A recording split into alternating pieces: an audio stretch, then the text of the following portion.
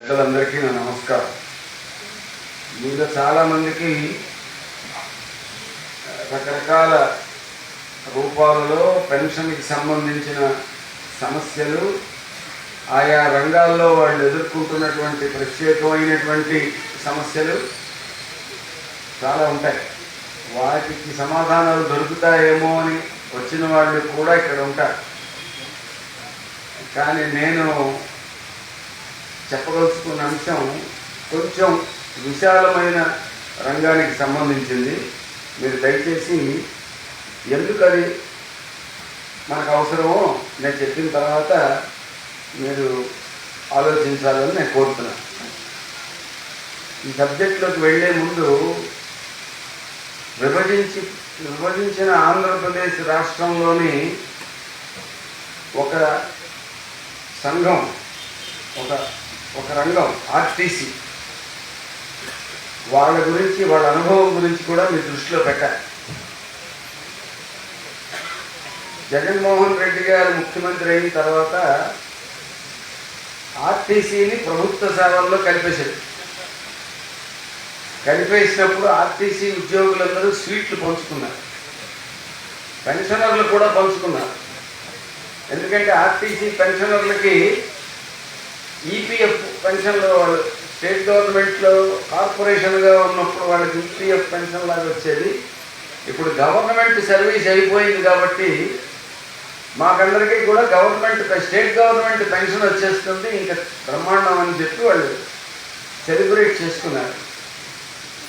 నేను అలాగే ఎంప్లాయీస్ ఏమనుకున్నారంటే గవర్నమెంట్ సార్లుగా పిఆర్సీ ఏదైతే వస్తుందో ఆ పిఆర్సీ, ఆ ఐఆర్, ఆర్డీఏలు, ఆ బెనిఫిట్స్ అన్నీ వస్తాయని వాళ్ళు అనుకున్నారు. నేను అప్పుడే మన తెలిసినటువంటి సంఘం వాళ్ళకి చెప్పాను, మీరు తొందరపడి పండుగ చేసుకుంటున్నారు, మీరు అనుకున్నవి జరిగే అవకాశం లేదు అని నేను చెప్పాను. నిజంగానే వాళ్ళకి ఏమి రాలేదు. గవర్నమెంట్ దగ్గరికి వెళ్ళారు వాళ్ళు. మేము గవర్నమెంట్ ఉద్యోగులమే కదా, మాకు గవర్నమెంట్ తాలూకా పెన్షన్ మాకు ఎందుకు రాదు అని అడిగారు. అడిగితే మీకు ఆర్టీసీని ప్రభుత్వంలో కలిపాము అంటే దాని అర్థం వేరు, మీకన్నీ ఇవ్వడానికి కలపలేదని చెప్పారు. ఆర్టీసీ ఆస్తులన్నీ ఇప్పుడు ప్రభుత్వ ఆస్తులుగా మారాయి కాబట్టి ఈ ఆస్తులన్నీ పూచీగా చూపించి మరికొంచెం అప్పు ప్రపంచ బ్యాంకు నుంచి, ఇతర బ్యాంకుల నుంచి తెచ్చుకోవడానికి కలిపాను తప్ప మీకోసం కాదు అని వాళ్ళు చెప్పారు. ఇది ఎందుకు చెబుతున్నానంటే మనం పెన్షను, మన హక్కులు, కోర్టులు, తీర్పులు, ఇంకా అలా ట్రిబ్యునల్కి వెళ్దాం, ఆ తీర్పు అమలు జరగాలి, ఈ తీర్పు అమలు జరగాలి, ఇలాంటివన్నీ మాట్లాడుతున్నాం. అసలు కోర్టులు, తీర్పులు అనేటువంటివే మన ఇష్యూస్ చేయకుండా, లేవనెత్తకుండా, వాటిని చర్చించకుండా ఉండేదానికి ఉన్న మార్గం ఏమిటో గవర్నమెంట్ వెతుకుతుంది. చుట్టూ ఏం జరుగుతున్నదో మనకు అర్థం కాకపోతే మనం ఎవరికి వాళ్ళుగానే ఆలోచిస్తాం. ఇందాకల్లా కరుమాలయన్ గారు చెప్పారు, దేశంలో అందరు పెన్షనర్లు ఏకమై ఇలా ఒక దగ్గర సమావేశం జరగడం హైదరాబాద్లోనే ఇది మొదటిసారి జరుగుతుంది, మిమ్మల్ని అభినందిస్తున్నాను అని. మీరు ఆనందపడుతున్నారు, కానీ బాధపడాలని నేను చెప్తున్నాను. ఎందుకంటే ఇంతవరకు ఎందుకు కలవలేదు అనేటువంటిది నా ప్రశ్న. ఎప్పుడో కలవాల్సినటువంటి అంశం. చుట్టూ ఏం జరుగుతున్నది అనేటువంటిది మనకు అర్థం కావాలి. ఎందుకు జరుగుతున్నాయి ఇలాగా? ఎందుకు డబ్బులు ఆ ఈపీఎఫ్ వాళ్ళదే ఖాతాల్లో మన డబ్బులు అక్కడ ఉండి కూడా మనకి ఎందుకు ఇవ్వడం లేదు? ఎందుకు అరుణ్ జైట్లీ గారు అపోజిషన్లో ఉన్నప్పుడు కనీసం 3,000 పెన్షన్ ఇస్తామని ఎన్నికల్లో హామీ ఇచ్చి ఆయనే ఆర్థిక మంత్రి అయిన తర్వాత 3,000 ఇవ్వడం కుదరదని ఎందుకు చెప్పాడు? ఎందుకు వాజ్పేయి గారు కంట్రిబ్యూటరీ పెన్షన్ స్కీమ్ తీసుకొస్తే దానికి తర్వాత వచ్చిన మన్మోహన్ సింగ్ గారు ఎందుకు కొనసాగించాడు? మన్మోహన్ సింగ్ గారు వచ్చి కొనసాగించిన దాని తర్వాత మళ్ళా వచ్చిన మోడీ గారు ఇంకా మరికొంచెం లోతుగా ఎందుకు కొనసాగిస్తున్నారు? ఇవన్నీ మనం ప్రశ్నలు వేసుకోకుండా మాకు అవన్నీ వద్దండి, మా పెన్షన్ గురించి మాత్రం చెప్పండి అంటే నేను చెప్పగలిగింది ఒకటే, మీరు పెన్షన్ సంగతి మర్చిపోండి. మీరు ప్రశాంతంగా ఉంటారు. మీ పిల్లలు మిమ్మల్ని ఎలా పోషిస్తారో వాళ్ళు పెట్టిన మేరకు తినండి. పెన్షన్ల సంగతి మర్చిపోండి. లేదు అంటే పెన్షన్ అనేటువంటిది మీ హక్కు అని అనుకుంటే ఆ హక్కుకు జరుగుతున్న అన్యాయం ఏమిటో తెలుసుకుని దాని మీద పోట్లాడడానికైనా సిద్ధపడండి. రెండే మార్గాలు. నా పెన్షన్ సంగతి చెప్పండి. మా డిపార్ట్మెంట్ పెన్షన్ మాకు రేపు పొద్దున్న వచ్చే ఇప్పుడు సెంట్రల్ గవర్నమెంట్ ఉద్యోగుల్లో ఓల్డ్ పెన్షన్ స్కీమ్ వాళ్ళు మాకు కొత్త పెన్షన్ స్కీమ్ వాళ్ళ సమస్యలు అక్కర్లేదంటారు. కొత్త వాళ్ళు పాత వాళ్ళు మమ్మల్ని పట్టించుకోవట్లేదంటారు.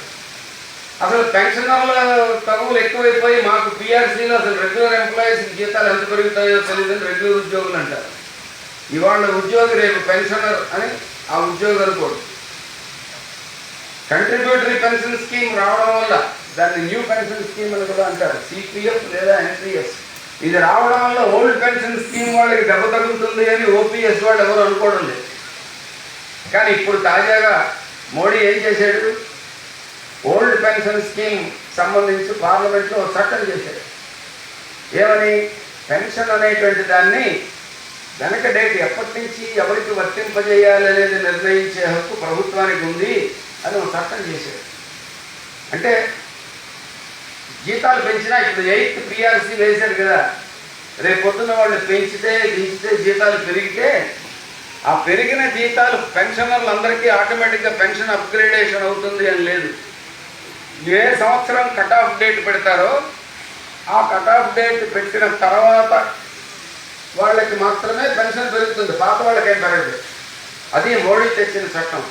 ఇంతవరకు అలా లేదు. గతంలో ఇదే ప్రయత్నాన్ని గవర్నమెంట్ చేస్తే దాన్ని సుప్రీంకోర్టు కొట్టేసింది. నువ్వు వాళ్ళ పెన్షనర్లలో ఎప్పుడు రిటైర్ అయ్యారు అనే దాన్ని బట్టి నువ్వు తేడాలు చూపించడానికి వీలు లేదు అని కోర్టు కొట్టేసింది. కాబట్టి చట్టం తెచ్చాం మేము, మా హక్కు ఉంది, గవర్నమెంట్ ఏం కావాలనుకుంటే అది చేయొచ్చు అని ఇప్పుడు చట్టం చేశారు. ఈ చట్టం కోర్టు ఏం చేస్తుందో మనకు తెలియదు. ఎందుకంటే ఇప్పుడు కోర్టుల్లో జడ్జీలను కూడా ఎలాగైతే ఎన్నికల కమిషన్ ఇప్పుడు ఎలాగైతే తయారైందో కోర్టుల్లో జడ్జీలు కూడా వాళ్ళే వస్తున్నారు. ఎన్ఫోర్స్మెంట్ డైరెక్టరేటు, ఐటీ డిపార్ట్మెంటు, ఇంకా రెవెన్యూ డిపార్ట్మెంట్, రెవెన్యూ ఇంటెలిజెన్స్, మొత్తం ఉన్న డిపార్ట్మెంట్లన్నీ ఎలాగైతే వాళ్ళతో నిలిచిపోయాయో, ఐఏఎస్లు ఐపీఎస్లు అందరూ ఎలాగైతే వాళ్ళతో నిలిచిపోయారో, యూనివర్సిటీల వైస్ ఛాన్సలర్లు గవర్నర్లు అందరూ వాళ్ళతో నిలిచిపోయారో, సుప్రీంకోర్టు జడ్జీల్లో కూడా హైకోర్టు జడ్జీల్లో కూడా వాళ్ళే ఉన్నారు. వాళ్ళ తీర్పులే వస్తాయి. వాళ్ళు ఏం కావాలనుకుంటే అవి తీర్పులుగా వస్తాయి. కాబట్టి మనం కోర్టులకు వెళ్తే న్యాయం వస్తుంది అంటే కోర్టులో న్యాయం రావచ్చు. ఆ న్యాయం అమలు జరపాల్సింది ఎవరు? ఒకసారి రాజశేఖర రెడ్డి గారిని నేను శాసన మండలిలో ఉన్నప్పుడు అడిగాను, ఆయన ముఖ్యమంత్రిగా ఉన్నప్పుడు. కాంట్రాక్ట్ లేబర్ అనేటువంటిది మీరు రాష్ట్ర ప్రభుత్వ సర్వీసుల్లో ఎలా పెడతారండి? కాంట్రాక్ట్ లేబర్ అబాలిషన్ యాక్ట్ ఉంది కదా, రాష్ట్ర ప్రభుత్వం మోడల్ ఎంప్లాయర్గా ఆదర్శవంతమైన యజమానిగా మీరు ఉండాలి కదా, మీరు పర్మనెంట్ స్వభావం కలిగిన పనుల్లో కాంట్రాక్ట్ ఉద్యోగులను ఎలా పెడతారు అని అడిగాను. అడిగితే మా పాలసీ అన్నాడు. మీ పాలసీ చట్టవిరుద్ధం కదా అని అడిగాను. అవును చట్టవిరుద్ధమే అన్నాడు. అయినా మేము అమలు జరుపుతామన్నాడు. మరి చట్టవిరుద్ధంగా ఎలా చేస్తారన్నాడు. మేము చట్టవిరుద్ధంగా చేస్తున్నాం అనుకుంటే మీరు కోర్టుకు వెళ్ళండి అన్నాడు. కోర్టుకు వెళ్ళిన తర్వాత కోర్టు తీర్పు చెబుతుంది కదా చట్టవిరుద్ధం అని, అప్పుడేం చేస్తారన్నా? అప్పుడు మేము చట్టాన్ని మారుస్తాం. ఆ చట్టం చెల్లదంటే ఏం చేస్తారన్నాం. అప్పుడు ఆ తీర్పుని పైకోర్టుకు వెళ్తాం. అంటే మీరు ఏం చేయండి, మీరు ఏ రాయి కేసి బుర్ర బద్దలు కొట్టుకోండి, మాకు అనవసరం, మేము చేయదలుచుకుంది చేస్తాము అంటే.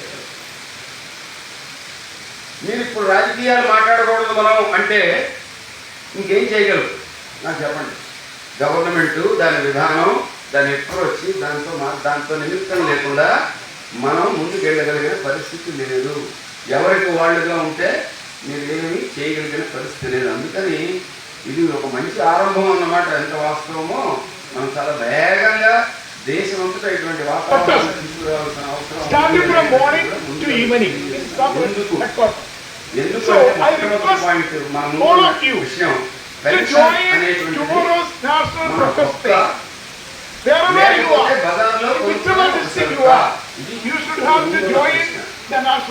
మీరంటున్నారు కానీ ప్రపంచ బ్యాంక్ Then కానీ coming to మొత్తం pension, అంతర్జాతీయ ఫైనాన్స్ పెట్టుబడి కానీ I think you know I am coming ఆర్థిక from Kerala. మేధావులుగా చెప్పుకొని Kerala, చేసుకుంటున్న you వాళ్ళు know, కానీ మోడీ గవర్నమెంట్ కానీ everybody, లేకపోతే కాంగ్రెస్ వాళ్ళు కానీ everybody లేకపోతే చాలా మంది who covered ఎవరో కొద్దిమంది లక్ష వాళ్ళు 60 తప్ప మిగతా అన్ని ప్రభుత్వాలు కూడా you should have to pension understand, అనేటువంటిది each and every ఎవరికి వాళ్ళు person కొనుక్కుంటే who బాగుంటుంది. covered 60 years, మీరు కొనుక్కోండి they are getting minimum pension to rupees 2,000. Health card అంటే ఏంటి? Individual.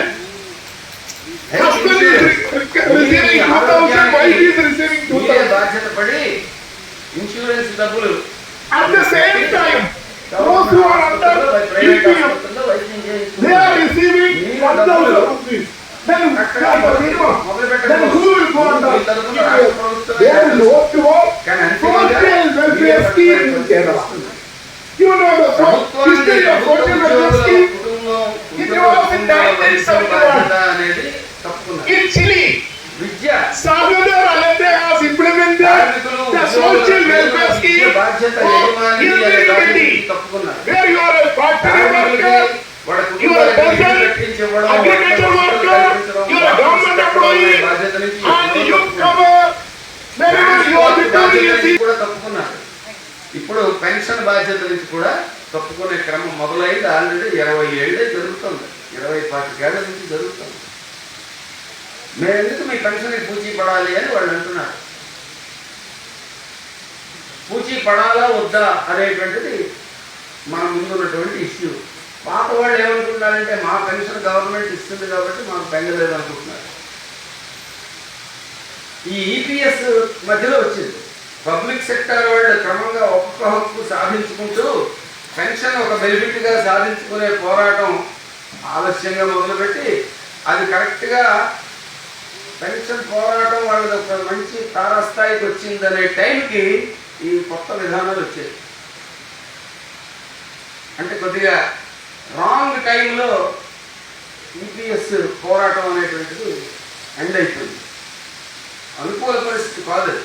95 నాటికి ప్రభుత్వ రంగాన్ని ప్రైవేటైజ్ చేయాలి అనుకుంటున్న టైంలో, కొత్త విధానాలు వచ్చిన టైంలో మనం పెన్షన్ అనే కొత్త హక్కు కోసం పోరాడాం. ఆ మధ్యలో అది ఒక వికృతమైనటువంటి రూపంతో వచ్చింది. అందుకని అది పెన్షన్ అనలేము, ముష్టి అనలేము. మన దగ్గర డబ్బులు మాత్రం పట్టుకుపోతూ ఉంటారు, మనకేం వస్తుందో తెలియదు. ఒకసారి నేను శాసన మండలిలో ఒక ప్రశ్న అడిగాను, అయ్యా ఈపీఎస్ పెన్షన్ వాళ్ళు ఎవరికి కూడా ప్రభుత్వం గీసినటువంటి దారిద్ర్య రేఖ అప్పుడు ఎంత గీశారంటే నెలకి 6,000 తక్కువ ఆదాయం ఉన్న వాళ్ళందరికీ తెల్ల కార్డు ఇస్తారు. అందుకని ఈపీఎస్ పెన్షన్ ఉన్న వాళ్ళందరికీ తెల్ల కార్డులు ఇవ్వాలని నేను పెట్టాను. అంటే వాళ్ళందరూ పబ్లిక్ సెక్టర్లో పనిచేశారు కదా అన్నారు. పనిచేసినప్పుడు ఉద్యోగులు, ఇప్పుడు దరిద్రులు. కాబట్టి వాళ్ళకి తెల్ల కార్డులైనా ఇవ్వండి, లేదా 6,000 దాటి వాళ్ళ పెన్షన్ వచ్చేటట్టైనా చేయండి అన్నాను. మీ వాదన బాగానే ఉంది కానీ ఇది మా పరిధిలోకి రాదు. అంటే తెల్ల కార్డులు మీ పరిధిలోకి వస్తాయి కదా అన్నాం. అయినా వాళ్ళు పబ్లిక్ సెక్టర్ ఎంప్లాయీస్ కాబట్టి మేము బాధ్యత తీసుకోవాలి. మీకు అర్థమవుతుందా? అంటే మీరు దరిద్రులా అంటే ఈపీఎస్ వాళ్ళు దరిద్రులు అనడానికి మీరే ఒప్పుకునేలా లేదు, అది వచ్చిన సమస్య. కానీ 6,000 కంటే తక్కువ వస్తే ఏమన్నారు? రోజుకి $2 కంటే ఆదాయం తలసరి తక్కువ ఉంటే వాళ్ళు నిష్ఠ దరిద్రుల కింద లెక్క. కాబట్టి మేము పబ్లిక్ సెక్టర్లో పనిచేసాం, అందులో పనిచేసాం. అప్పుడు ఇలా ఆఫీసర్గా ఉన్నాం, ఇలా పెద్ద పెద్ద పోస్టులు చేసాం. ఇవన్నీ జమీందారీలు పోయిన జమీందారులాగా మనం ఆలోచిస్తే ఉపయోగం లేదు. జమీందారీ లేదు, ఊపర్ శర్వాణి అందరు పరేషాని లాగా ఉన్నాము. కాబట్టి ముందు నిజాన్ని స్వీకరించండి. మనం మన పెన్షన్ హక్కుని సాధించుకునే క్రమంలో ముందుకెళ్తుంటే పబ్లిక్ సెక్టర్ ఉద్యోగులు మొత్తం అందరి పెన్షన్కి ఎసరు వచ్చింది. సెంట్రల్ గవర్నమెంట్ లాగా మనకి పెన్షన్ కావాలని మనం అడిగాం. సెంట్రల్ గవర్నమెంట్ వాళ్ళ పెన్షన్కే ఎసరు వచ్చింది, న్యూ పెన్షన్ స్కీమ్ వచ్చింది. ఎందుకు వస్తున్నది అంటే ఒకటే లెక్క, పెన్షన్ అనేటువంటి దాన్ని ఒక సరుకుగా మార్చే ఒక ప్రక్రియ జరుగుతుంది. గుర్తుపెట్టుకోండి, అది ఒక హక్కు అని సుప్రీంకోర్టు చాలా రోజుల క్రితం చెప్పింది. జస్టిస్ వై చంద్రచూడ్ చరిత్రాత్మకమైన తీర్పు గురించి చాలాసార్లు చెబుతారు. 1983 వైవి చంద్రచూడ్, మొన్న రిటైర్ అయిన చంద్రచూడ్ కాదు, అతను నిజమైనటువంటి మంచి తీర్పు చెప్పాడు. ఏం చెప్పాడంటే pension is an ineligible right of employee. అతని నుంచి విడదీయలేని ఒక హక్కు. ఎందుకు వచ్చింది ఆ హక్కు అంటే అతను తన జీవితంలోనే అత్యుత్తమమైనటువంటి సమయాన్ని, రోజులో అతి ముఖ్యమైనటువంటి కాలాన్ని యజమానికి దారదత్తం చేశాడు. మనిషి జీవితంలో అత్యంత ముఖ్యమైన కాలం, అత్యంత ప్రొడక్టివ్ కాలం 20 నుంచి 60 ఏళ్ళు. ఈ వయసు లోపల రోజులో అత్యంత ముఖ్యమైన కాలం మనం మేలుకొని ఉన్న సమయం. ఈ మేలుకొని ఉన్న సమయాన్ని దాదాపు యజమానికి మనం ఇచ్చేసాం. మన గురించి మనం బతకలేదు. మన జీవితంలో ముఖ్యమైన కాలంలో రోజులో ముఖ్యమైన భాగాన్ని దశాబ్దాల పాటు యజమానికి మనం అప్పచెప్పాం. ఆ యజమాని గవర్నమెంట్ ప్రైవేట్ అనేది ఇక్కడ అప్రస్తుతం. యజమానికి అప్పచెప్పిన తర్వాత నీ ఓపిక ఉడిగిపోయిన కాలం వచ్చినప్పుడు నీ జీవితాన్ని ఆదుకోవాల్సింది, బాధ్యత పడాల్సింది ఆ యజమానే. అది పెన్షన్ తాలూకా కాన్సెప్ట్. ఇది పబ్లిక్ సెక్టర్ కోరులు, ప్రైవేట్ సెక్టర్ కోరులు, లేదా స్టేట్ గవర్నమెంట్ కోరులు, సెంట్రల్ గవర్నమెంట్ కోరులు, ఈ కాన్సెప్ట్ మాత్రం అందరికీ ఒకటే. కాబట్టి pension is an ineligible right అంటే వాడి నుంచి విడదీయలేని ఒక హక్కు అని చంద్రచూడ్ గారు చెప్పారు. దాన్ని బేస్ చేసుకునే పబ్లిక్ సెక్టార్లో కూడా పెన్షన్ కావాలన్న పోరాటం మొదలైంది. ఇవన్నీ ఒకదానికోటి లింక్ ఉన్నాయి. ఆ తీర్పుని కొత్త వ్యవస్థనే కరుణాలయం గారు చాలా సందర్భాల్లో చెప్పారు. నియో లిబరల్ విధానం, నయా ఉదారవాద విధానం, ప్రైవేటీకరణ, లిబరలైజేషన్, ప్రైవేటైజేషన్, గ్లోబలైజేషన్, ఇలాంటివన్నీ చెప్తున్నదంతా కొత్త వ్యవస్థ. ఈ కొత్త వ్యవస్థకి పాత వ్యవస్థకి ఒక తేడా ఉంది. మీరు ఆ తేడా గమనించకపోతే మీకు సమస్య అర్థం కాదు. కొత్త వ్యవస్థ 1990ల నుంచి వచ్చింది. ఈ వ్యవస్థకు ఉన్న తేడా ఏమిటంటే ప్రభుత్వం యొక్క పాత్ర మారిపోయింది. 1990కి ముందు ప్రభుత్వం ఒక మధ్యవర్తిగా ఉండేది. అటు యజమానులకి ఇటు ఉద్యోగులకి మధ్యవర్తిగా ప్రభుత్వం ఉండేది. యజమానులకే సేవ చేసేది ప్రధానంగా. కానీ ఉద్యోగుల సమస్యల్ని కూడా ఎంతో కొంత సర్దుబాటు చేయడానికి వీలుగా రాజీ కుదిర్చేటట్టు మధ్యవర్తిత్వ పాత్ర పోషించేది ప్రభుత్వం.